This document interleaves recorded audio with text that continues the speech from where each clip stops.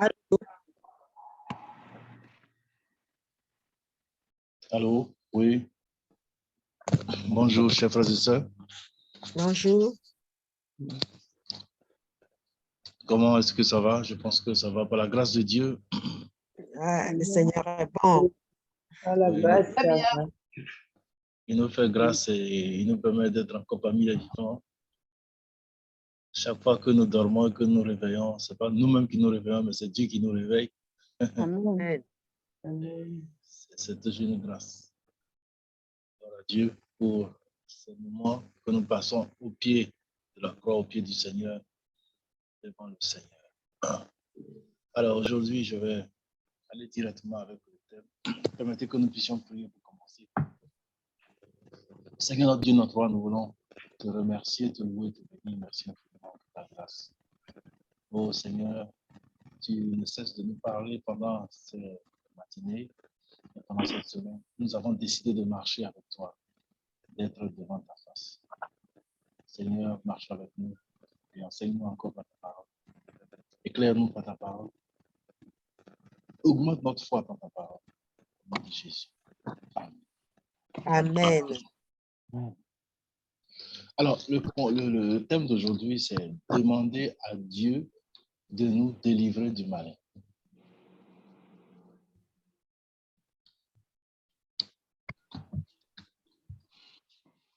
Demander à Dieu de nous délivrer du malin. Je commence par une histoire. Je connais, hier, je vous avais parlé de deux sœurs qui étaient venues, qui étaient toutes mariées. Non, elles n'étaient pas mariées, elles n'avaient pas de mari, elles avaient des diplômes, elles n'avaient pas de travail. Et la première qui a eu le travail s'appelait Mansan. Cette Mansan-là, son histoire avec notre ministère est énorme. Dieu a fait tellement de miracles avec elle. D'abord, elle n'avait pas de travail, il y avait des blocages. Dieu lui a permis de trouver du travail. En 2 semaines après avoir prié pour nous, après avoir prié avec elle, après que nous avions prié pour elle, elle a trouvé du travail. Et elle a continué de venir prier avec nous. Et elle disait, pasteur, Dieu doit me trouver un mari. Donc après peut-être 1 an, oui, disons 1 an, 2 ans, elle a trouvé un jeune homme. Et elle est venue, elle m'en a parlé. Elle m'a présenté même ce jeune homme. C'était un jeune homme adventiste qui avait aussi reçu l'appel. Et ce jeune homme-là, à l'heure où je vous parle, il est aussi pasteur. Donc Dieu a vraiment exaucé sa prière. Lorsque Mansan devait se marier, Dieu l'avait délivré d'un joug. Dieu avait délivré Mansan d'un joug familial, d'un joug de leur village. C'était quoi? C'est que dans leur village, aucune fille ne se marie. Depuis plusieurs, je peux même dire des siècles. C'est-à-dire tous ceux qui viennent de ce village-là. C'est rare que vous allez trouver, extrêmement rare que vous allez trouver quelqu'un qui a eu un monsieur qui est venu, qui a fait la dot à la maison, qui est allé à l'état civil et qui a terminé avec le mariage religieux. Ça n'existe pas dans leur famille, dans la grande famille. Et même au niveau de chef canton, même le savait. Donc, quand nous avions prié avec Mansan, Dieu lui a fait grâce et Dieu l'a délivré de ce joug anti-mariage. Et Mansan a eu ce jeune homme qui était vraiment sérieux, qui allait faire la dot, le mariage traditionnel, qui a fait le mariage civil et qui a fait le mariage religieux à l'église. Le jour du mariage religieux, le chef canton même était venu parce qu'il avait reçu une invitation. Et après le mariage, il a rencontré la sœur Mansan. Il lui a dit, vraiment ton Dieu est fort. Parce que Mansan même ne se rendait pas compte de ce qui se passait. Le chef canton lui a dit, ton Dieu est vraiment fort. Dans notre canton, aucune femme n'a jamais fait ce que tu as fait. Mariage de dot, mariage civil et mariage religieux. Vraiment, continue de servir ce Dieu. Alléluia. C'était un témoignage pour Mansan. Amen. Amen. Et ce n'est pas fini. Avec Mansan, il y a eu encore d'autres. Quand elle était avec son mari, la vie commune a commencé. Après quelques mois, Dieu l'a bénie, elle était tombée enceinte. Et elle était allée à l'hôpital, dans une clinique qui était un peu spécialisée. Elle a vu un docteur qui est devenu son médecin et il lui a fait l'échographie. Quand il a fait l'échographie, il a vu qu'elle avait un gros kyste dans le ventre, très énorme. Et il lui a dit, Mansan, ce que je vois dans mon appareil, c'est un kyste. Mais je pense que ce kyste-là va étouffer ton enfant et l'enfant ne va pas vivre. Donc, cette grossesse n'a pas d'avenir. Et Mansan a regardé le docteur et a dit, docteur, vous mentez. Mon Dieu que j'adore permettra que je puisse accoucher. Amen. Et le docteur a dit, ah, Mansan, c'est à moi que tu parles comme ça. Moi, je suis un médecin, j'ai été formé. Et c'est l'appareil qui parle ici. Et elle a dit, non, docteur, je te dis que moi, je vais mettre cet enfant au monde. Et il n'y aura rien. Le docteur a dit, bon, d'accord, je suis là, je t'attends. Et donc, elle s'est levée du lit de l'échographie. Et puis, le docteur lui a prescrit les médicaments et elle est partie. Dès qu'elle est rentrée à la maison, elle m'a appelé. Elle dit, pasteur, pardon, viens à la maison, viens. Donc, je me suis dépêché, je suis allé la voir. Elle dit, pasteur, voilà ce que le médecin a dit. Pasteur, il faut qu'on prie. Je lui ai dit, bon, est-ce que tu as la foi d'abord? Elle dit, oui, pasteur, j'ai la foi. Je lui ai dit, bon, si tu as la foi, alors ça veut dire que Dieu peut répondre, Dieu va répondre. Parce que ça, c'est petit pour Dieu. Et je lui ai donné une fiche pour faire des prières. Donc, c'est une fiche de promesses bibliques sur lesquelles se trouvent beaucoup de versets bibliques concernant la guérison. Et je lui ai dit, bon, tu vas prendre ces versets bibliques-là comme des comprimés. Tu prends un le matin, tu prends un le soir. Donc, tu lis un verset biblique le matin et tu réclames. Tu demandes à Dieu de te guérir, de te délivrer de cette kyste et d'agir afin que tu puisses, ton enfant puisse bien se développer, que tu puisses accoucher. Et c'est ainsi que la sœur Mansan a commencé à prier. Et moi, je venais au moins une fois par 2 semaines prier avec elle, quelquefois en position des mains onction pour les femmes enceintes, comme j'ai l'habitude de le faire. Et je vous assure, après peut-être quelques mois, elle est encore allée chez le médecin pour faire l'échographie, vérifier comment l'état de la grossesse.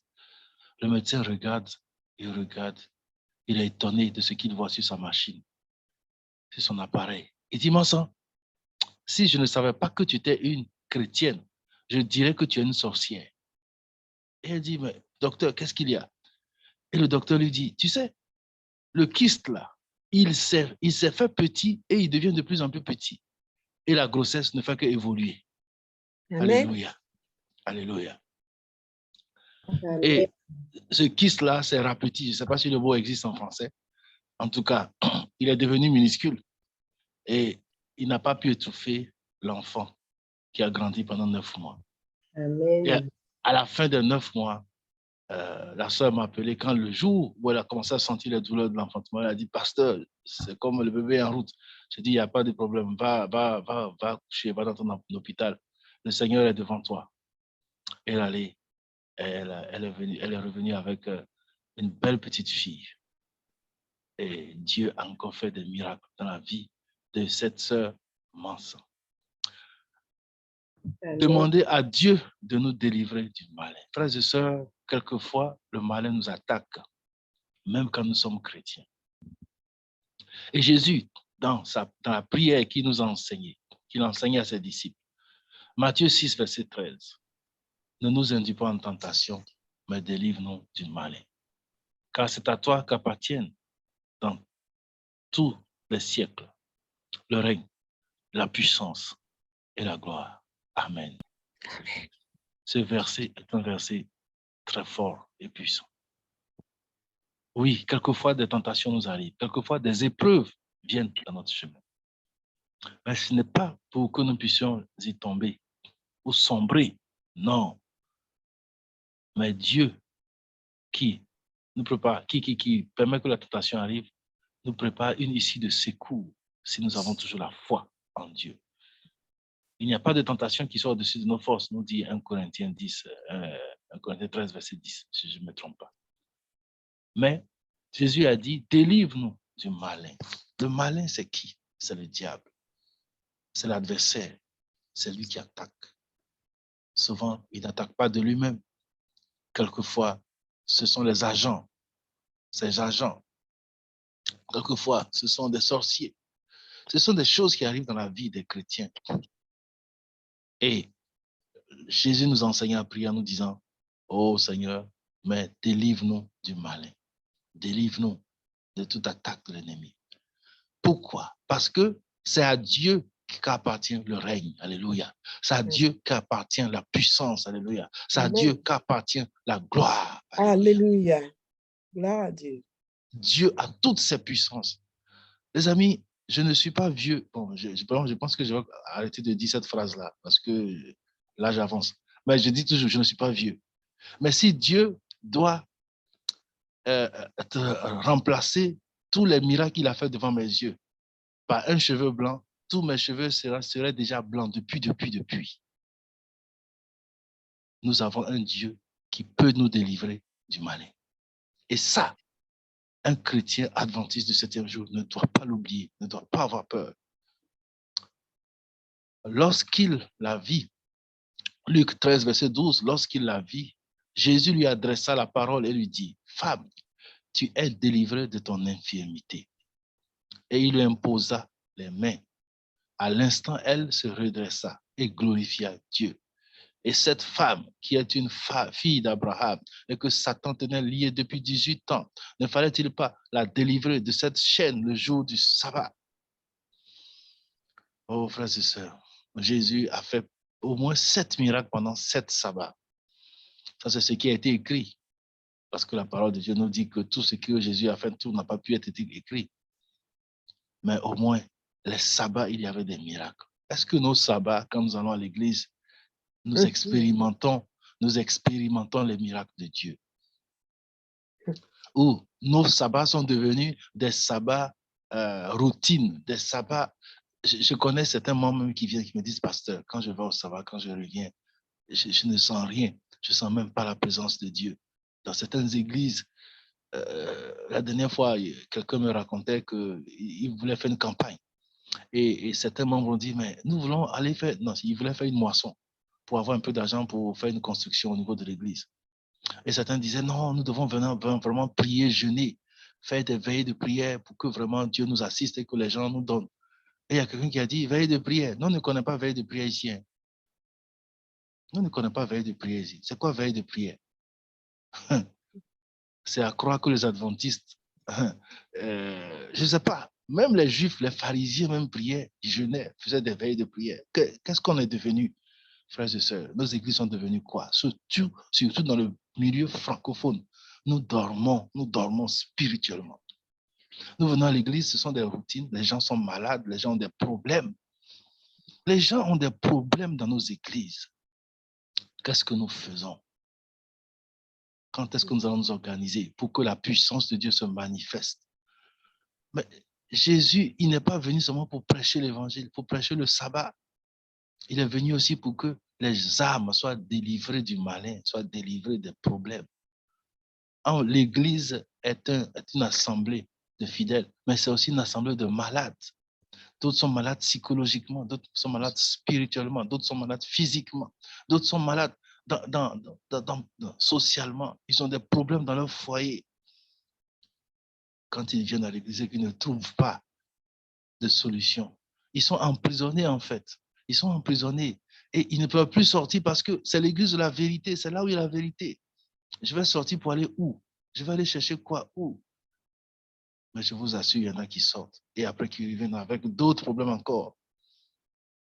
Cette fille d'Abraham, il y a beaucoup de filles et de fils d'Abraham dans nos églises. Oh, que Jésus descende au milieu de nous pour que cette dernière-là trouve guérison et délivrance. Amen. Nous devons demander cela à Dieu, de nous délivrer du malin, de délivrer les membres d'église Alléluia. qui ont des problèmes. Alléluia. Ne fallait-il pas délivrer cette fille le jour du sabbat? Notre sabbat, c'est seulement pour prêcher. Je me souviens, quand je suis arrivé dans un district, c'est comme on m'attendait, quoi.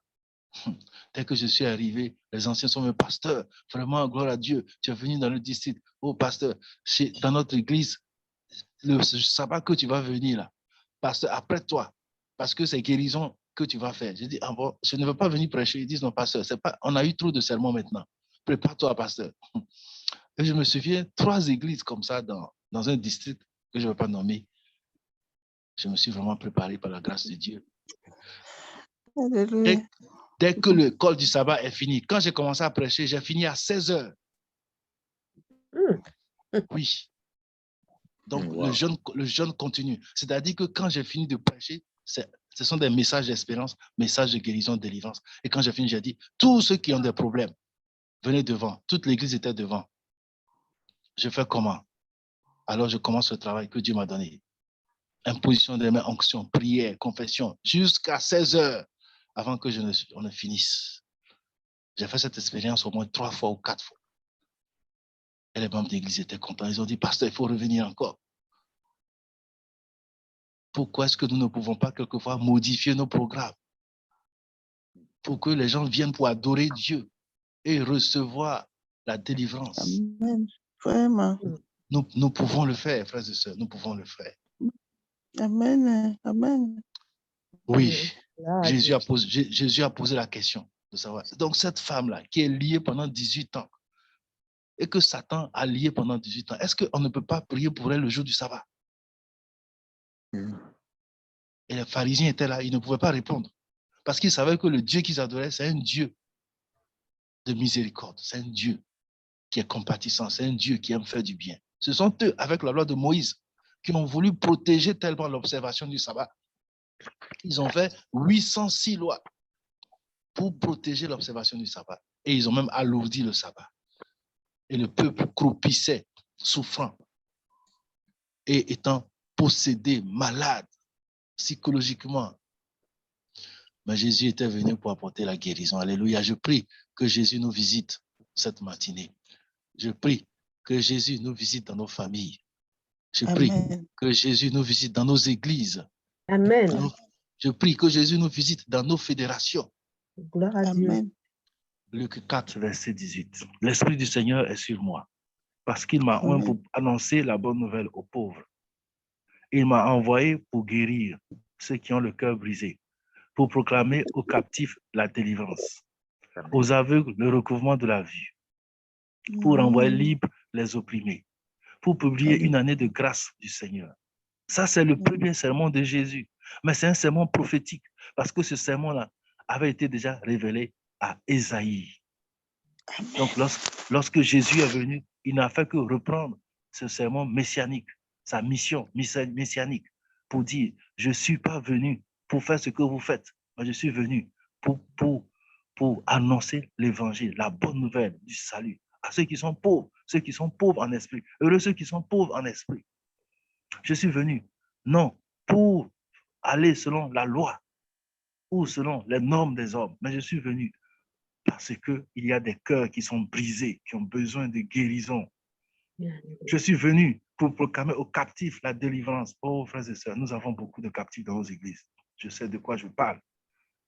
Il y a des gens qui ne dorment pas la nuit. Il y a des gens qui ont certains problèmes. Quand ils vous disent, vous allez commencer à pleurer avec eux. Ils souffrent tellement. L'ennemi les utilise. Ils ont besoin que l'Église se penche sur eux. Aux aveugles, le recouvrement de la vue. Il y en a qui sont dans l'Église, mais qui ne voient rien, qui n'entendent rien. Je me souviens, quand j'avais été affecté de Caralomé, 2 étudiants ils avaient déjà eu leur bac et ils étaient prêts à rentrer à l'université. Ils étaient venus me voir. Ils m'ont dit, pasteur, tu vas partir bientôt.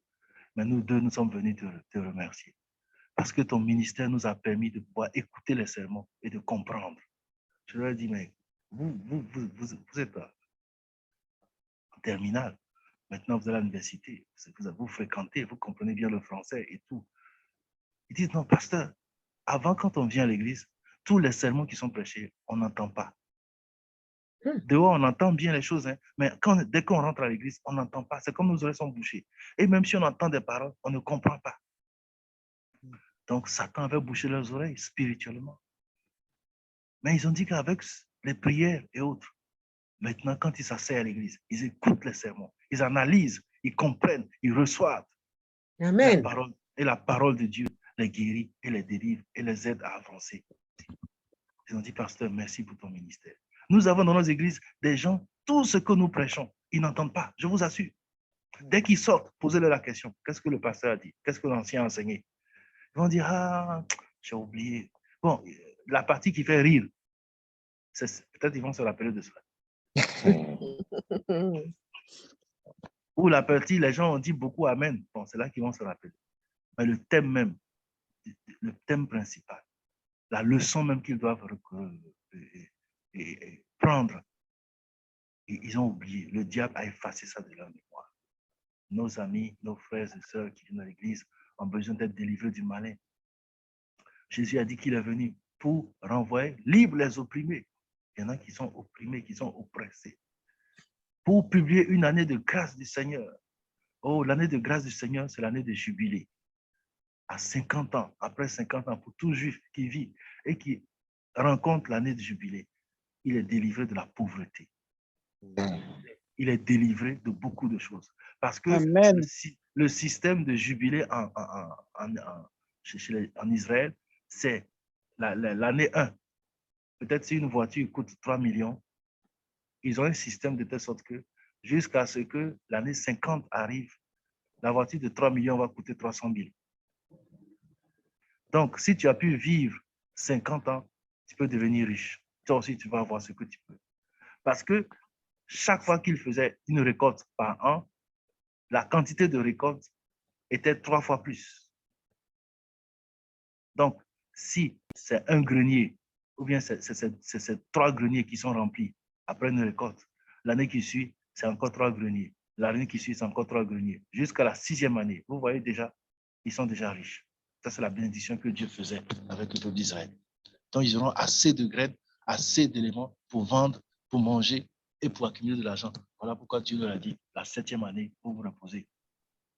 Vous reposez le sol. Et 8e année, on commence à compter encore 1 jusqu'à 6. Et quand ils font cela, 7 fois 7, 49, la 50e année, c'est l'année de jubilé. Frères et sœurs, je prie que l'année de jubilé soit aussi notre partage au nom de Jésus. Amen. Dans notre maison, dans notre famille, que nous aussi nous puissions expérimenter l'année de jubilé, l'année où Jésus dit, je suis venu pour donner une année de grâce du Seigneur. Amen. Que cette année de grâce du Seigneur soit réelle dans notre vie chrétienne, dans notre église, dans notre maison, dans notre travail. Une année de grâce où de nouvelles choses vont commencer. Que cette année 2022 soit une année de grâce pour chacun d'entre nous au nom de Jésus. Oui, le psaume 68, verset 7 dit, Dieu donne une famille à ceux qui étaient abandonnés. Il délivre les captifs, il les rend heureux. Béni soit le Seigneur chaque jour. Quand on nous a accablés, Dieu nous délivre. Dieu est pour nous le Dieu des délivrances. Et l'Éternel, le Seigneur, peut nous garantir de la mort. Le Seigneur peut nous garantir de la mort. Frères et sœurs, je ne sais pas si vous avez déjà expérimenté la puissance de la résurrection. Oh, notre Dieu est fort, il est puissant, il n'a pas de limite. L'honneur, la puissance, la magnificence. Je ne sais pas quelle expérience je ne veux pas vous raconter. J'en ai tellement dans la tête maintenant. Je me souviens, nous étions arrivés nouvellement dans le district d'Enfamé. À peine un mois. Un matin à 2h du matin. Une voiture venait de garer devant notre portail. Et les sœurs et les frères sont sortis de la voiture. Ils sont en train de taper à la porte. Pasteur, pasteur, pasteur, pasteur. La sœur est en train de mourir. La sœur est en train de mourir. Oh, c'est quelle histoire. Je venais même d'un voyage. Je ne sais même pas dans quelle église j'étais allé. J'étais fatigué. Tout mon corps me faisait mal. Et j'entendais le bruit de la porte. Je me suis réveillé rapidement. Il était 2 heures du matin. Je vais au portail. Oui, c'est qui? Pasteur, c'est nous. Nous avons une soeur qui est en train de mourir. Je dis, bon, allez-y à l'église, puisqu'on habitait proche de l'église. Allez-y à l'église, j'arrive. Appelez tel et tel ancien. Et rapidement, ils ont appelé les anciens. Et moi, je me suis habillé, je suis allé.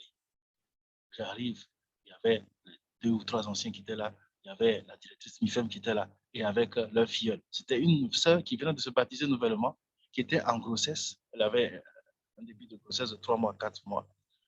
Mais elle avait été envoûtée par une de ses marâtres, parce que son papa était riche. Et son papa avait construit plusieurs maisons. Donc, ces marâtres-là, qui, selon l'histoire, ne voulaient s'accaparer de toutes les richesses, ont d'abord tué sa mère, tué le papa. Et donc, comme c'est elle qui était la plus âgée, ils voulaient finir avec elle. Donc, le mercredi soir, elle avait juste mangé un plat de spaghettis. Et le lendemain, c'était jeudi. Elle a commencé à avoir des problèmes et tout ça. Et jusqu'au sabbat soir, elle était déjà dans le coma. Donc, elle a eu le temps d'aller s'effondrer dans la maison de l'ancien et de la directrice. Et c'est comme ça qu'ils l'ont apporté à l'église. Nous avons commencé à prier. Nous avons prié. Et Dieu est bon. Vers la fin, arrivé un moment, l'Esprit de Dieu me dit, prenez un gobelet, donnez-lui de l'eau salée. Donnez-lui de l'eau salée. Oh, je vais encore faire sortir quelque chose ici. Les gens m'ont dit, pasteur, elle veut encore faire quelque chose. Et la voix me dit, donne-lui de l'eau salée. Alors, moi, je ne vais pas aller chercher cela. J'ai demandé aux anciens. Il y a une soeur qui habite à côté de lui. Prenez un gobelet chez elle, mettez de l'eau du robinet, mettez un peu de sel, envoyez, on va prier. Et on lui a donné. Dès qu'on lui a donné, dès que l'eau salée a touché ses lèvres, parce qu'elle était plus ou moins inconsciente, dès que l'eau salée a touché ses lèvres, la sœur s'est réveillée. Elle était guérie, elle était délivrée de cette crise. Amen. Alléluia. Amen. Et c'est après maintenant qu'elle nous raconte que, en fait, elle avait rêvé qu'elle était morte. Et que juste avant l'enterrement, j'étais venu avec les anciens et je lui avais donné de l'eau salée. Elle a été guérie. Elle avait déjà eu ce rêve-là 1 ou 2 semaines avant, mais elle n'avait jamais dit ce rêve. Notre Dieu est capable de délivrer, de guérir, même de la mort. Dans Luc 8, verset 30, Jésus lui demande, quel est ton nom? Il dit, Légion, répondit-il, car plusieurs démons étaient entrés en lui. Et il priait instantanément. Jésus ne tenait pas leur ordonné d'aller dans l'abîme. Il y avait là, dans la montagne, un grand troupeau de pourceaux qui paissaient.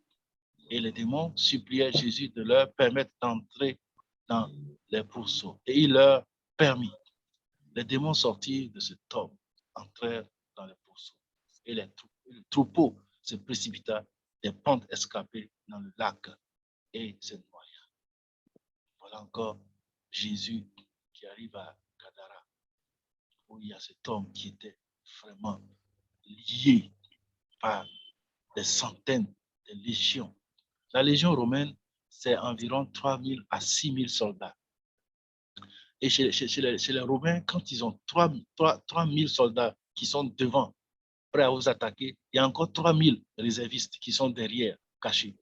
Donc, dès qu'un tombe, il le remplace. C'était ça, la légion romaine. Et c'était le système qu'ils avaient, de grand nombre pour pouvoir mater ceux qu'ils attaquaient. Et donc, quand on parle de légion, ça veut dire que ce sont des centaines de démons, des milliers de démons qui étaient dans cette personne. La preuve, il dormait dans les cimetières. La preuve, tous les liens qu'on lui mettait étaient coupés. Et tout ça. Dieu est plus fort que cela. Lorsque Jésus est arrivé, ils ont eu peur. Jésus a demandé, quel est ton nom? Il a dit, c'est Légion. Ils ont eu peur parce qu'ils ont pensé que Jésus était venu les détruire, puisqu'ils connaissaient Jésus depuis le ciel. Moi, c'est ça vraiment qui me met dans la joie, de savoir que Jésus est le Fils de Dieu, venu du ciel, pour nous libérer, pour nous délivrer, pour nous enseigner, pour nous montrer le chemin. Et cette assurance-là, je l'ai dans mon cœur. Et ce dernier-là, l'esprit guide, c'est-à-dire l'esprit chef, a dit, ne nous détruis pas, permets que nous puissions aller dans les pourceaux. Et là, il y a encore une leçon. Les choses impures vont, les esprits impurs vont dans les choses impures, vont dans les animaux impurs. Et cela nous fait comprendre la doctrine de l'Église adventiste. Nous ne devons pas manger les choses impures, pas toucher aux choses impures. Ainsi, excusez, nous ne devons pas non plus prendre de l'alcool. Tout ça nous ouvre des portes pour avoir des problèmes avec les esprits mauvais, les esprits impurs. Mais aujourd'hui, vous avez des chrétiens qui sont tellement modernes, qui mangent ces choses-là. Et après, ils ont toutes sortes de problèmes. Non, l'obéissance vaut mieux que le sacrifice, frères et sœurs. L'obéissance vaut mieux que le sacrifice. Et Jésus a délivré ce fou de Gadara, qui a été délivré et qui est devenu aussi un chrétien. Alléluia. Est-ce que c'est seulement un miracle que Dieu a fait, que Jésus a fait dans le passé et qui ne peut pas le reconduire? Non, Jésus peut le faire encore aujourd'hui, frères et sœurs. Nous avons ces dons-là. Certains parmi nous ont ces dons-là, mais nous avons négligé cela. C'est à croire que nous avons peur de faire cela. Je me souviens lorsque nous étions dans le district de Kara, il y a un frère de Kanté qui avait de sérieux problèmes parce qu'il est né dans une famille vaudou. Son père était le grand prêtre du village et son père l'a préparé avant qu'il ne naisse. Donc, quand il est sorti, il avait été initié à beaucoup de choses, mais quand il est arrivé à l'âge de 15 ans, 16 ans, il n'a pas aimé ce que son père faisait et il a dit à son père qu'il ne sera pas le prêtre. Il ne va pas être le prêtre du village, qu'il n'a qu'à choisir notre prêtre. Et son père l'a chassé, donc il a fui, il allait se réfugier dans une église Assemblée de Dieu. Et il grandissait là-bas, mais il n'était pas délivré, totalement délivré. Et donc, qu'est-ce qui lui est arrivé? Il a sérieusement eu un problème. Il y avait quelqu'un qui était mort dans l'église et les gens voulaient l'enterrer. Donc, c'était le jour de l'enterrement, on avait mis la personne dans le cercueil et on avait ouvert pour que les gens voient le visage. Et donc, c'était pendant la journée, ils défilaient les uns après les autres, défilaient autour. Et lui aussi, il était parmi les membres. Mais comme il n'avait pas été totalement délivré et que vous savez que dans les histoires de vaudou, dans les histoires d'idolâtrie et autres, il y en a même qui ont la sorcellerie. Donc, lui aussi, il savait ce qui se passait parce qu'il voyait, il avait la sorcellerie. Et quand il visitait le corps, quand ils ont vu, quand lui, il a vu le corps, il a reconnu que non, celui-là, il n'est pas encore bon spirituellement. C'est-à-dire qu'eux, avec leur procédé de substitution, c'est un procédé de la sorcellerie, ils l'ont transformé en chèvre et ils l'ont attaché quelque part dans le village. Donc, lui, n'étant pas encore trop chose, quand il est arrivé là-bas, il a dit, oh, pasteur, celui-là n'est pas mort, il n'est pas encore mort. Moi, je peux le réveiller. Les gens ont dit, mais tu es fou. Les gens ont dit, mais tu es fou. Il dit, non, je vous le dis, je sais où il est attaché. Il n'est pas encore mort. Il n'est pas encore mort. Et on l'a attrapé parce qu'il était vraiment décidé. Et on l'a attrapé, on l'a fait sortir et on l'a chassé de l'église. On l'a excommunié de l'église. Il a été radié de l'église. Il était tellement triste. Et après, en cherchant, il est venu tomber chez nous adventistes, l'église adventiste. L'évangéliste qui était... L'histoire se passe à Kanté, au nord du Togo. Donc, l'évangéliste qui était responsable de l'église, j'étais allé le visiter, il m'a dit, voilà, il y a un problème, il y a un frère, et chaque fois qu'on prie, il tremble, il fait des choses. Je lui ai dit, bon, il faut me l'amener. Le frère est venu chez nous, il est venu à me voir à Kara, puisque c'était le siège. Et je lui ai posé la question. Mais le Saint-Esprit est toujours au rendez-vous. Je lui ai dit, mais qu'est-ce que tu as? D'ailleurs, il marchait, il était tellement mince, il marchait comme un robot. Quand vous voyez ce genre de choses, sachez que c'est rempli. Et je lui ai dit, dis-moi, tu as combien de démons? Moi, je suis allé directement. Quelquefois, on me reproche ça. Je lui ai dit, tu as combien de démons? Il a dit 3. J'ai dit non, dis-moi. Le Saint-Esprit me dit que tu as 33 démons. Il a dit, oui, pasteur, c'est vrai.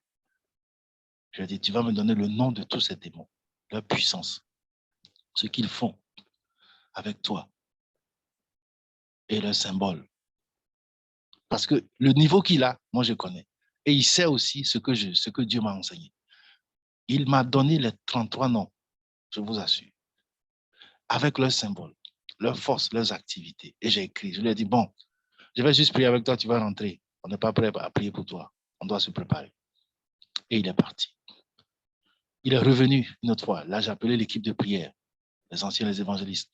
Nous l'avons encore écouté de 22h à 4h du matin pour vérifier toutes les informations. Et c'était vrai. Il a encore confirmé les mêmes choses. Mais cette nuit-là, c'était terrible. Le toit ne faisait que remuer. Mais nous avons pris courage. Et quand je suis rentré à la maison, certains de ces esprits-là m'ont suivi parce que c'est à 4h du matin, je suis rentré, je veux dormir, j'entends poteau sur le toit de ma maison. J'ai parlé à haute voix, j'ai dit, hey, vous là, ici, ce n'est pas votre maison, hein. Retournez à Cantet, au nom de Jésus. Amen. Le bruit s'est arrêté immédiatement. Vous savez, il y a tellement de choses. Et maintenant, nous nous sommes apprêtés, nous sommes allés dans son église, l'église adventiste de Cantet. Ce jour-là, je vous assure, c'était un jour de guérison et de délivrance. C'était fabuleux. Et lui, parce que j'avais organisé 3 équipes de prière, parce qu'il y avait assez d'évangélistes et assez d'anciens. Dans l'équipe qu'il était, les anciens priaient, disaient, démon numéro 1 sort, démon numéro 2 sort, démon numéro 3 sort. Et il s'est en train de gaspiller le temps là. Moi, je me suis proposé, je me suis allé seul dans un groupe, seul dans un deuxième groupe, et je suis venu. Quand je suis arrivé, j'ai dit, oh, j'étais démon numéro 10, j'ai dit 15, j'ai dit, les amis, c'est comme ça que vous allez faire. Vous n'allez jamais finir ici. J'ai dit, laissez-moi faire. Et j'ai dit, toi, esprit, qui est le chef ici, dans la vie de ce frère, au nom de Jésus, sors. Et j'ai poussé un cri. Le monsieur est tombé, le frère est tombé. Il a bougé comme un poulet mort. Et après quelques secondes, il s'est réveillé. Il était délivré. Il était guéri. Les 33 démons étaient partis au nom de Jésus. Le frère s'est levé. Il a pris un cantique. Il allait s'asseoir au milieu de la cour de l'église. Nous prions pour les gens parce que les gens étaient nombreux. On priait jusqu'au soir. Le frère chantait des cantiques du matin jusqu'au soir. Gloire à Dieu. Il avait été libéré. Bon, si Jésus a fait ces miracles-là, et nous, qu'est-ce que nous faisons? Nous prêchons seulement l'évangile, alors que l'évangile est un évangile de délivrance. Le message des 3 anges est un message de délivrance aussi. Luc 9, verset 1. Jésus, ayant assemblé les 12, leur donna la force et le pouvoir sur tous les démons, avec la puissance de guérir les maladies. Il les envoya prêcher dans le royaume de Dieu et guérir les malades. Et voici du milieu de la foule, un homme s'écria, Maître, je t'en prie, porte le regard sur mon fils, car c'est mon fils unique. Un esprit le saisit et aussitôt il pousse des cris. Et l'esprit l'agite avec violence. Excusez. Le fait écumer. Et a de la peine à se retirer de lui après l'avoir tout brisé. J'ai prié tes disciples de les chasser et ils n'ont pas pu. Ah, Jésus n'était pas content. Race incrédule et perverse, répondit Jésus. Jusqu'à quand serai-je avec vous et vous supporterai-je? Amène ici ton fils. Et comme il approchait, le démon le jeta par terre et l'agita avec violence. Mais Jésus menaça l'esprit impur, guérit cet enfant. Et il le rendit à son père. Et tous furent frappés de la grandeur de Dieu. Alléluia. Tandis que chacun était dans l'admiration de tout ce que faisait Jésus. Et il dit à ses disciples, vous connaissez la suite. Ils ont même posé la question à Jésus, mais pourquoi on n'a pas pu guérir? Jésus a dit, ces gens-là, il faut prier pendant longtemps. Il faut prier pendant longtemps. Il faut jeûner et prier. Oui, frères et sœurs, voici un fils qui est malade. Il y a des fils qui sont malades. Il y a des filles qui sont malades. Qu'est-ce que l'Église fait? Qu'est-ce que nous faisons? Jésus a donné le pouvoir à ses 12 de faire quoi? Pas seulement d'aller prêcher l'évangile, mais de chasser aussi les démons, de guérir aussi la maladie. Parce que pour que l'évangile soit réel, pour que l'évangile ait la force, il faut qu'une puissance l'accompagne. Notre évangile, c'est la vérité, c'est la parole de Dieu. Nous avons la vérité.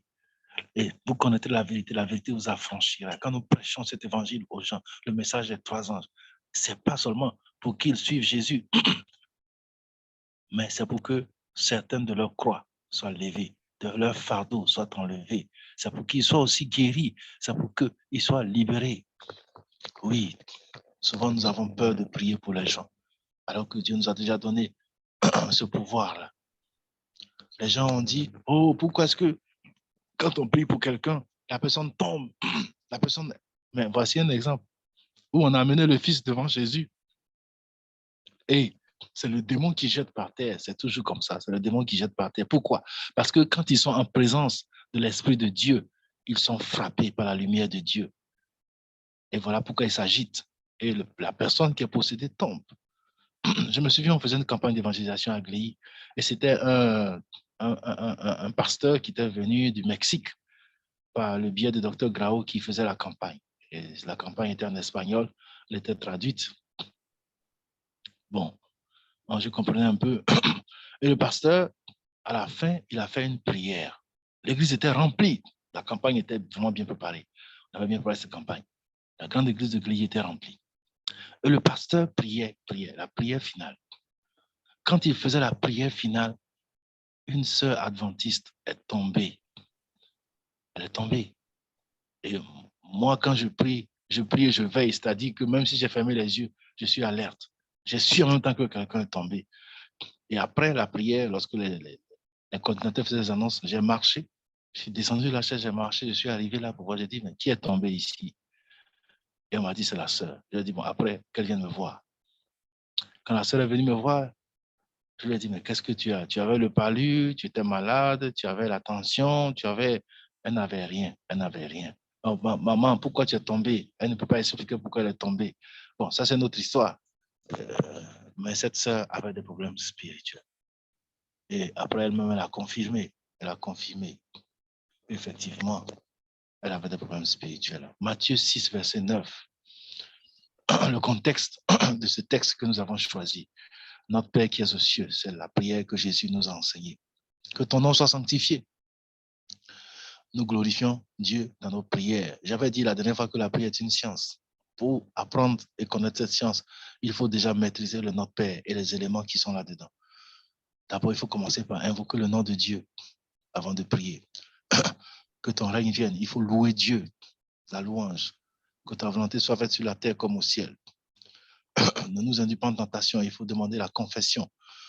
Il faut demander pardon à Dieu pour ses péchés. Délivre-nous du malin. Car c'est à toi qu'appartiennent dans tous les siècles le règne, la puissance et la gloire.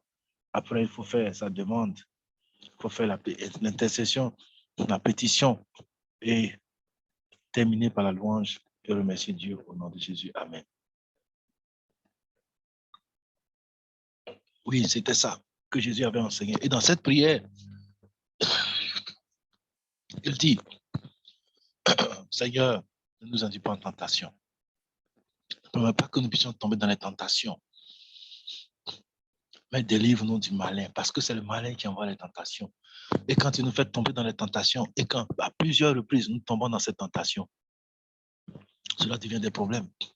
Parce que le péché ouvre la porte pour la possession démoniaque. Certains péchés spécifiquement. Péché du sexe, péché à base de la salive, péché. Certains péchés, ce sont des pactes en fait. Le sang. Et dans les sociétés traditionnelles, il y a le pacte du sexe, le pacte du sang, le pacte de la salive. Et ça ouvre des portes pour que les gens soient malades spirituellement. L'histoire d'un frère, parce que là maintenant nous avons les textes de guérison qui sont là, les textes de guérison que j'avais prescrits à la sœur Vincent. Quelquefois, quand certaines personnes sont malades, quand ils viennent, je leur donne ces textes de guérison. Je me souviens, avant d'avoir ces textes de guérison, j'ai prié pendant 14 jours. J'ai dit à Dieu, quand quelqu'un est malade, quand il vient, je lui donne quoi? Dis-moi, Seigneur, je lui donne quoi? Qu'est-ce que je vais lui dire? Et à la fin des 14 jours de prière, Dieu m'a dit, prends la Bible de la Genèse à l'Apocalypse. Et puis, tous les textes de guérison, il faut les aligner. Si quelqu'un vient, donne-lui ça, qu'il réclame les promesses de guérison. Et moi, je vais agir selon ma volonté. Je vous assure, je les appelle les pilules de guérison. Ces textes de guérison-là sont là. Ça commence avec le psaume 103, verset 3. Celui qui pardonne toutes tes iniquités, qui guérit toutes tes maladies. Mais souvent, quand les frères, nous venons à l'église, nous ne faisons pas de bonnes confessions. Nous faisons des confessions à moitié. Et voilà pourquoi nous sommes toujours malades. Nous ne faisons pas des vraies confessions. Nous disons d'autres choses. Et quand nous sommes devant les hommes de Dieu, oh, souvent, nous mentons même. Nous ne disons pas la vérité. Je me souviens d'un frère qui m'a dit qu'il a le don de célibat. Il a le don de célibat. Je lui ai dit, ah, mon frère, ce don-là, c'est un don spécial. Hein. Tu es sûr que tu l'as? Selon mes statistiques, peut-être c'est une personne sur 1000 qui a ce don-là. Tu as le don du célibat. Oh, ce frère, il n'avait pas le don de célibat. Il se masturbait. Moi, je ne savais pas. Après quelques semaines, il est venu me voir et m'a dit, pasteur, j'ai une maladie. Quelle est ta maladie? J'ai mal à la tête.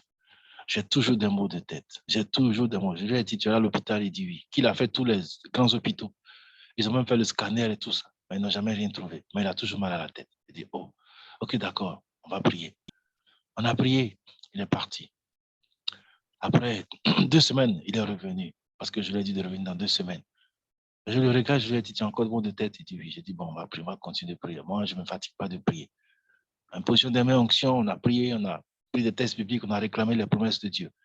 Il est parti. Dans 2 semaines, il est revenu encore. Parce que j'ai toujours mal à la tête. OK.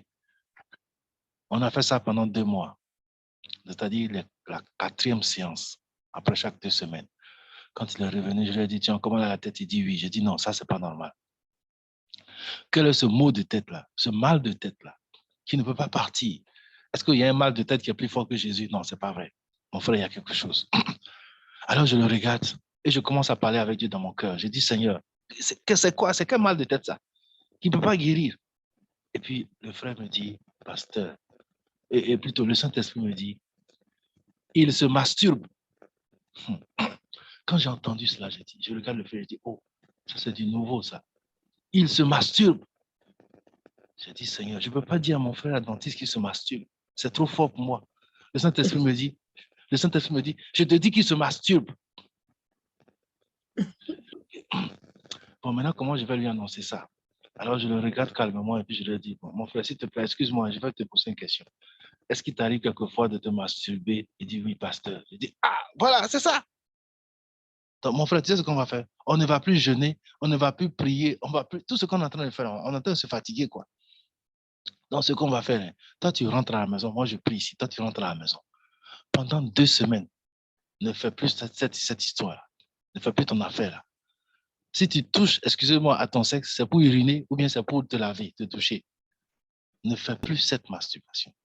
Et dans 2 semaines, tu reviens. Frères et sœurs, dans 2 semaines, quand le frère est revenu, je lui ai posé la question. Tu as encore mal à la tête? Il dit non, le mal de tête a cessé. Alléluia. Amen. Amen. J'ai dit, mon frère, tu vois, la masturbation, ce n'est pas une bonne chose. Dieu est contre cela. Il faut arrêter ça. Tu as fait tous les hôpitaux, tu as gaspillé ton argent. Il fallait seulement obéir à Dieu. Mais ce n'est pas toi qui m'as dit que tu as le don du célibat. Le don du célibat, tu te masturbes. Non, mon frère, ce n'est pas vrai. Vous voyez, frères et sœurs, nous devons en réalité savoir nous confesser. Et voici quelques textes bibliques ici pour la guérison. Alors ta lumière prendra ta guérison, j'aimerais promptement. Jean 5, verset 6. Veux-tu être guéri? On ne peut pas parcourir tous ces textes-là. Ces textes sont riches de promesses de guérison. Matthieu 4, verset 23. Jésus guérissait toute infirmité. Si quelqu'un a des problèmes, donnez-lui ces textes-là. Et dites-lui lui-même, il n'a qu'à prier seul à la maison. Et vous priez aussi pour lui, qu'il réclame ces versets bibliques. Vous allez voir, Dieu peut agir dans sa main. Dieu peut agir sur cette personne selon sa volonté. Acte 9, verset 34. Aîné, Jésus te guérit. 1 Samuel 6, verset 3. Fais à Dieu une offrande et vous guérirez. Quelquefois, les gens ont besoin de faire l'aumône, de faire une action d'offrande à Dieu et ils sont guéris. Tout est là. Dieu a déjà tout donné. Et nous voyons ici, dans Matthieu 9, verset 22, « Prends courage, ma fille, ta foi t'a guéri. » Oui, prends courage, ma fille, ta foi t'a guéri. Que cela aussi soit notre partage, au cas où nous avons une maladie, au cas où nous avons une infirmité, au cas où nous avons un problème. Que cela aussi soit le partage de tous ceux qui sont dans nos églises, au nom de Jésus. Amen. Dans la synagogue, le jour du sabbat, devant l'assemblée réunie, c'est la sœur Watt qui nous parle maintenant. Le prince des ténèbres avait été à nouveau vaincu. Et le démon même avait rendu témoignage au pouvoir divin du Sauveur en criant, « Jésus de Nazareth, tu es venu pour nous perdre. Je sais qui tu es. Tu es le Saint de Dieu. » L'homme dont la raison avait été si soudainement restaurée, louant Dieu dans sa délivrance.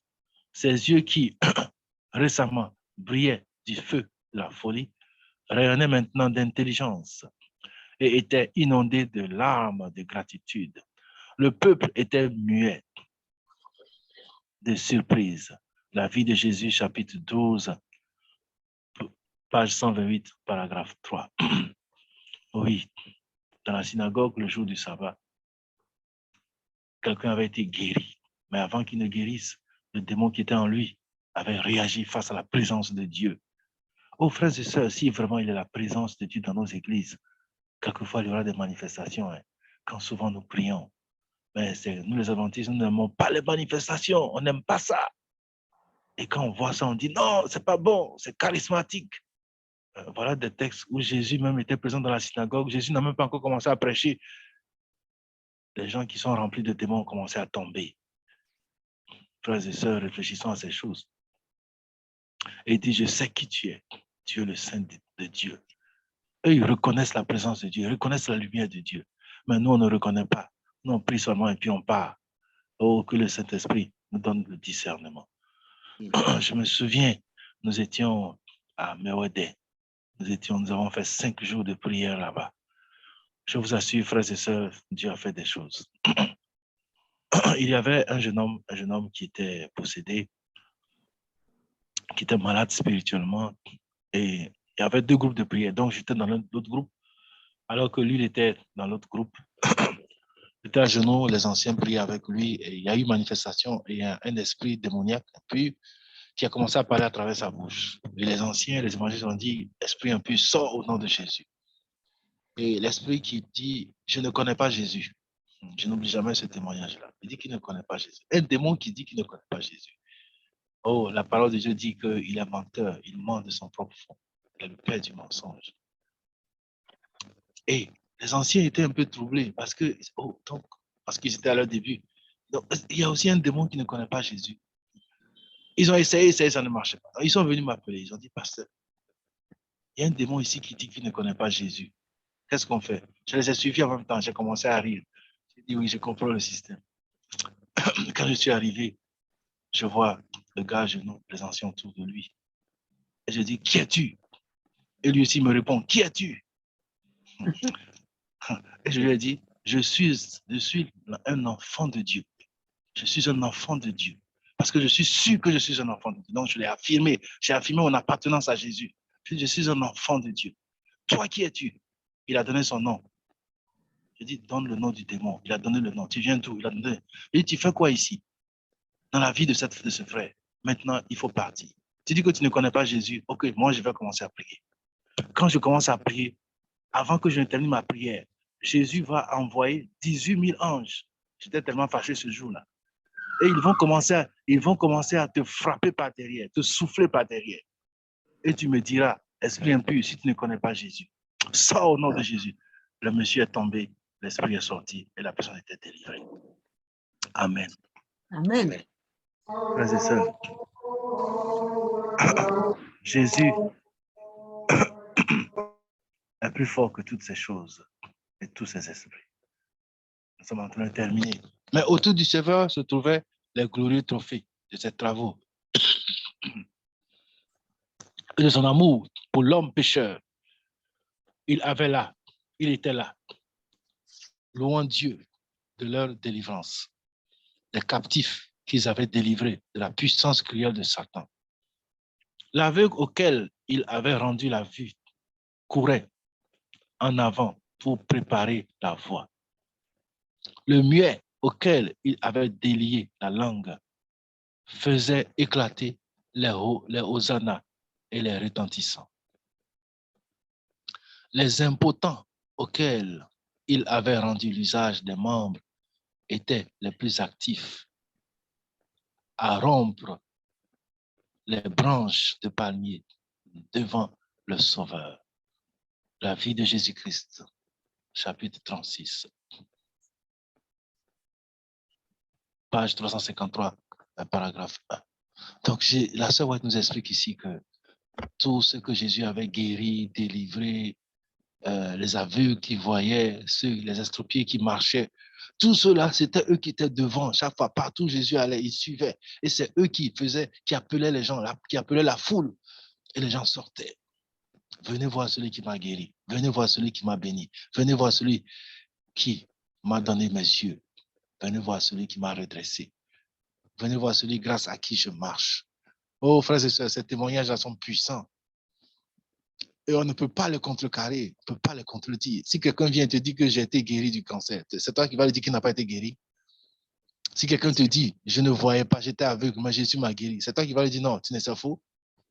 Tu le regardes, parce que ce qu'il dit, c'est mystérieux. Et c'est un témoignage plus que convaincant. Frères et sœurs, nous sommes aussi des évangélistes. Nous prêchons l'évangile un peu partout. Nous avons besoin, frères et sœurs, que Dieu se mette devant nous, que Jésus nous délivre du malin, que Jésus délivre son peuple du malin, que Jésus délivre ceux à qui, pour lesquels nous allons prêcher, qu'il les délivre du malin. C'est le moment de prier silencieusement.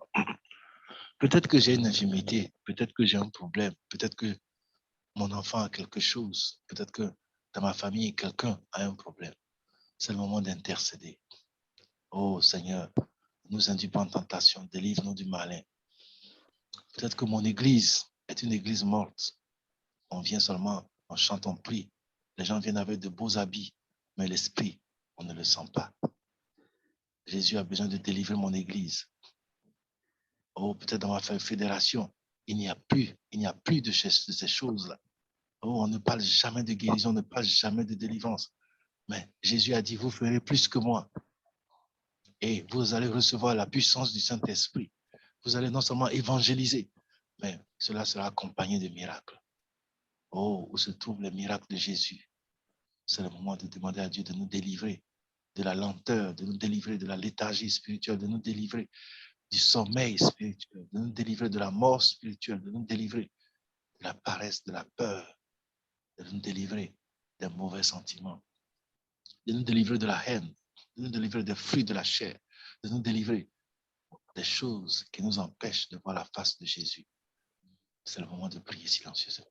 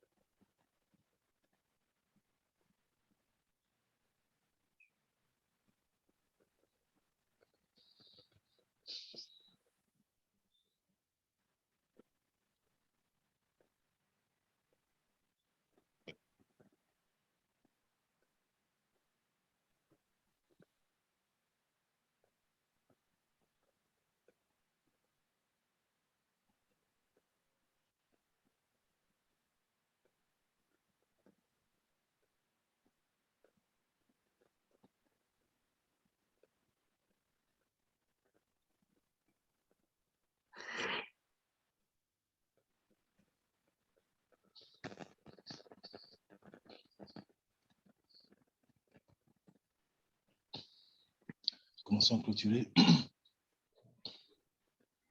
Pécheur, je voudrais te guérir. J'ai vu tes larmes et ta souffrance. C'est mais pour apprendre la délivrance. Il faut apprendre à m'obéir. Voici, je me tiens à la porte, que je suis ton maître et ton sauveur. La paix, le bonheur de t'apporter. Ne veux-tu pas m'ouvrir ton cœur? Je prie maintenant pour vous, Seigneur, notre Dieu, notre roi, Créateur du ciel et de la terre, roi des armées, nous te bénissons, nous te louons, nous te magnifions. Oui, Seigneur, ton Fils sur la terre nous a enseigné à prier. Ne nous induis pas en tentation, mais délivre-nous du malin. Merci, Seigneur, parce que tu nous as donné la capacité. D'ailleurs, Jésus est mort sur la croix pour que nous soyons totalement délivrés du malin. Nous avons déjà la victoire depuis la croix du Calvaire. Nous avons la victoire depuis que le sang de Jésus est versé sur la croix. Nous avons la victoire depuis que Jésus est monté au ciel. Oh Seigneur, maintenant nous n'avons qu'à réclamer cette victoire-là. Et quand tu étais sur la terre, où Jésus, tu as enseigné à tes disciples, tu leur as donné le pouvoir de marcher sur les serpents et les scorpions, de guérir ceux qui sont malades, de délivrer ceux qui sont possédés. Seigneur, où se trouve cette don? Ton Église a besoin de réveil. Nous avons besoin de cette don pour que ton nom soit glorifié, pour que notre évangile soit puissant, pour que lorsque nous prêchons l'évangile, que les gens puissent changer, que les gens puissent voir la puissance de Dieu et changer de camp. Ô éternel Dieu, c'est à croire que notre évangile n'a pas de puissance. Oui, notre évangile, c'est la vérité, mais il manque des actes, il manque des choses qui doivent accompagner. Ô Seigneur, nous te demandons de déverser sur ton Église la Pentecôte, de déverser sur l'Église adventiste la Pentecôte, de déverser sur l'Église adventiste le Saint-Esprit qui est descendu sur les disciples. Seigneur, fais descendre cela sur nous, alors que nous sommes en campagne. D'autres vont encore faire des campagnes. Seigneur, fais descendre ton esprit sur nous, afin que lorsque nous allons prêcher l'évangile, en écoutant l'évangile, que les gens soient guéris, que les gens soient guéris, que les gens soient bénis, que les gens changent de camp, qu'ils voient la puissance de l'Éternel, qu'ils voient les anges se manifester et qu'ils disent non, cette lumière, cette vérité, c'est la vérité de Dieu et qu'ils changent de camp. Seigneur, donne-nous cette force, donne-nous ce courage, donne-nous cette conviction. Oh Seigneur, ne nous induis pas en tentation. Aujourd'hui, il y a trop de tentations. Tentation de faiblesse spirituelle, tentation de péché, tentation de médisance, tentation de haine, tentation de maladie, tentation de possession démoniaque, tentation où l'église est indolente, l'église ne bouge pas, les gens dorment, l'église ce n'est plus l'église adventiste que nous avions connue dans notre enfance. Oh Dieu, où se trouve ton esprit? Aie pitié de nous, réveille les pasteurs, réveille les anciens, réveille les diacres, réveille tout le monde afin que ton nom soit glorifié et que d'un saut, d'un élan, Seigneur, nous sommes en train de dire j'irai, j'irai, mais beaucoup, nous n'y allons pas. Nous sommes cachés dans les maisons. Oh Dieu, agis sur ton Église. Fais descendre sur nous. Délivre-nous du malin. Délivre-nous du malin. Délivre-nous des tentations de ce siècle. Délivre-nous de la recherche d'argent. Nous sommes préoccupés par le matérialisme. Nous sommes préoccupés par le gain. Nous sommes préoccupés par l'école, par les études, par les diplômes. Nous sommes préoccupés par les postes. Nous sommes préoccupés par les choses de ce monde. Oh Dieu, ton Fils revient bientôt. Enseigne-nous et délivre-nous, guéris-nous. Que ton nom soit glorifié. Je veux en même temps, Seigneur, prier pour cette campagne que tes enfants sont en train d'organiser au Bénin. Oh Seigneur, quand tes enfants vont atterrir, Seigneur, que tes anges soient là-bas. Qu'il y ait des miracles, qu'il y ait des guérisons, qu'il y ait des délivrances, qu'il y ait des changements de cœur, afin que ton nom, que la moisson soit grande. Seigneur, bénis tes enfants. Bénis chacun d'entre nous. Peut-être que nous avons une petite maladie dans le corps. Guéris-nous et délivre-nous. Peut-être que nous avons une maladie qui va venir au fil de l'âge parce que nous vieillissons. Guéris-nous et délivre-nous. Tes serviteurs comme Moïse ont vécu 120 ans. Mais ils étaient assez vieux. Mais on n'a jamais lu quelque part qu'ils avaient une maladie. Mais ils ont travaillé pour toi jusqu'au dernier soupir. Seigneur, tu peux faire ce même miracle pour tes enfants que nous sommes. Chacun d'entre nous, sur cette plateforme, nous travaillons pour toi quelque part. Nous sommes en train d'œuvrer pour l'avancement de ton œuvre. Seigneur, si nous avons une maladie, guéris-nous. Si nous avons une faiblesse, délivre-nous. Si nous sommes liés quelque part, délivre-nous. Si les démons sont en train de nous oppresser quelque part, délivre-nous afin que ton nom soit glorifié. Seigneur, aucun démon ne peut résister devant ta face. Aucun Satan ne peut résister devant ta face. Tu as déjà prouvé cela à plusieurs reprises. Manifeste-toi encore dans la vie de tes enfants et donne-nous la victoire. Si peut-être quelqu'un d'entre nous a un péché avec lequel il lutte, oh Seigneur, renvoie ce péché, neutralise ce péché, enlève ce péché. Que le sang de Jésus nettoie ce péché de notre cœur, de notre esprit, de notre âme. Si nous sommes accrochés à quelque chose qui est vil, qui n'est pas bien, à un vice, Seigneur, nettoie cela, libère-nous afin que ton nom soit glorifié et que nous puissions grandir dans la perfection de Jésus et que ton nom soit béni. Tu es le Seigneur des Seigneurs, tu es le Roi des Rois. À toi la gloire, l'honneur, la puissance, la magnificence. Rien ne peut te résister. Aucun mur ne peut te résister. Les murs de Jéricho sont tombés.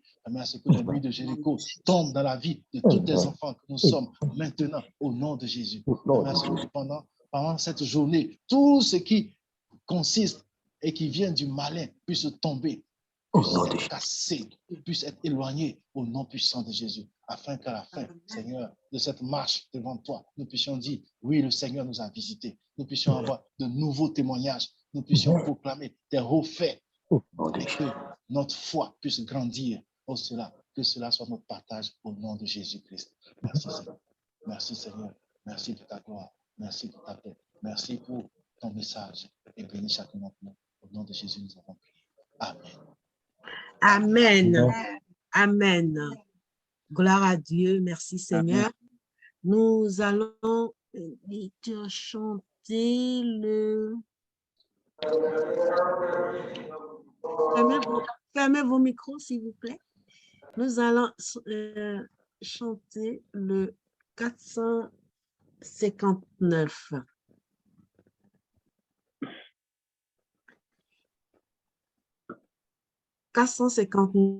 Et après, le frère John Bott va prier et le pasteur Hervé va faire une bénédiction.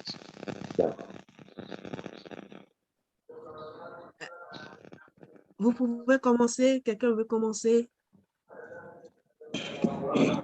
J'ai capté, chercher la délivrance. Elle est notre sauveur. Vous faire briser montreront sa puissance. Vous affranchir fait son bonheur. Amen. Vous revenez épuiser la richesse dans les trésors du Dieu Sauveur. Après les jours et la détresse, vous jouirez du vrai bonheur. Amen. Amen. Venez puissants, apprenez de ce maître à devenir ses serviteurs. Effacez-vous, laissez le seul paraître et grandissez dans tous les cœurs. Amen. Amen. Et buveur recevra de sa grâce votre pardon et votre paix. Il est étoile, sentier qui vous trace, mais vous bordez de ses bienfaits. Amen.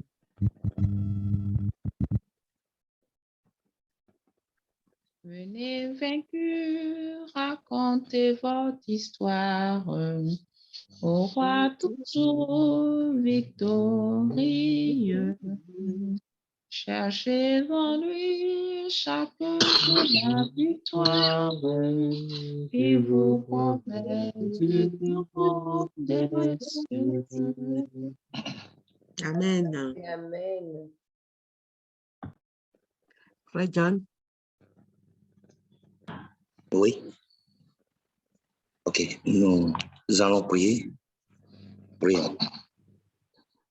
Notre Père, notre Dieu, notre Rédempteur, éternel Yahweh Tout-Puissant, nous voulons te remercier, te louer, te rendre gloire pour ton amour, pour ta bienveillance, pour tout ce que tu as fait pour nous. Merci pour cette marque d'une semaine. Merci pour le message d'aujourd'hui. Et dans la prière de Christ, il a dit, délivre-nous du malin. Seigneur, tu as décortiqué ce message et nous avons compris. Seigneur, merci pour ce message. Merci, Seigneur, nous te demandons de graver ces paroles dans nos cœurs. Amen. Et permettre que cette parole soit une puissance dans nos cœurs, dans notre vie, et que ça s'accomplisse au nom puissant de Jésus-Christ. Notre Dieu, notre roi, nous te remercions pour toutes les promesses du pasteur Hervé, par la prière et par le message. Permet que toutes ces promesses s'accomplissent dans nos vies, et que ces promesses s'accomplissent dans nos églises, dans la vie des pasteurs, des anciens, des diacres, afin que ton nom soit glorifié dans l'église adventiste. Prière de veille et de réforme, afin que, Seigneur, nous puissions prêcher l'évangile. Notre Dieu, notre roi, nous te demandons de bénir le pasteur et de bénir sa famille, bénir son ministère. Nous te demandons de le oindre 3 fois plus, afin qu'il soit rempli du Saint-Esprit. Et son ministère, Seigneur, va triompher et ton nom sera glorifié. Merci, Seigneur. Bénis-nous tous ici qui sommes présents et permets que, Seigneur, que ce message ne soit pas vain, mais que ce message soit un miracle dans notre vie, afin que nous puissions témoigner ton nom. Merci de nous avoir exaucés par les biens et les mérites de notre Seigneur Jésus-Christ. Nous avons prié. Amen. Amen. Amen. Recevons la bénédiction. Que le Dieu de paix, le Dieu d'Israël,